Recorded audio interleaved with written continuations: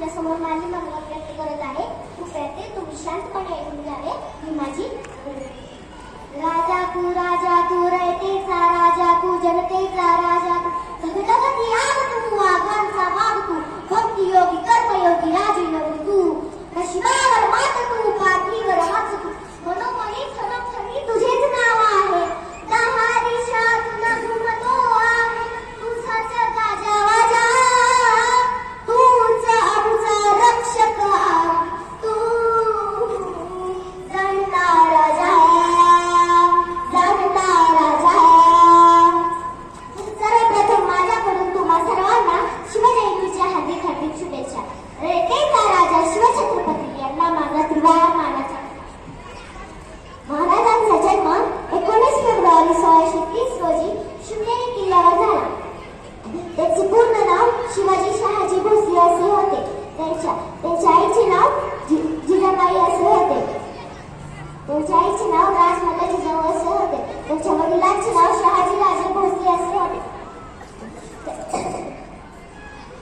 त्यांच्या आईने म्हणजे जिजामातांनी त्यांच्यावर शौर्य न्याय निर्भय राष्ट्रप्रेम अशा सर्वांचे धडे दिले.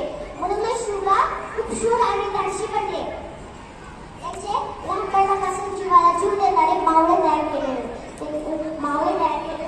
ते म्हणजे तानाजी, सूर्याजी, बाजीप्रभू, जीवा महाराज इत्यादी. आणि त्या सर्वांनी मिळून रायरेश्वराच्या मंदिरात स्वराज्य स्थापन करण्याची प्रतिज्ञा केली. ते नेहमी स्त्रियांचा आदर करायचे, सन्मान करायचे. त्यांनी जिजाऊसारख्या माताचा सत्कार केला. व हिरकणी आपल्या बाळासाठी ज्या कडावरून उतरलेली त्या कडावर मोठा बुरुज बांधण्यात आला आणि त्या बुरुजाला शिवरायांनी नाव दिले हिरकणी बुरुज. युद्धात त्यांनी शक्तीपेक्षा युक्तीचा जास्त वापर केला. एका गड किल्ले छिद्र केले. त्यांनी प्रजेच्या कल्याणासाठी आपले आयुष्य खर्च केले. अशा या शूरवीर विचारवंत, कीर्तिवंत, ज्ञानवंत, शीलवंत जाणता राजा माझा कोटी कोटी प्रणाम. जाता जाता एवढेच बोले. सिंहाची चाल करुणाची नजर. स्त्रियांचा आदर शत्रूंचे वर्तन. असेच असावे मावळ्यांचे वर्तन.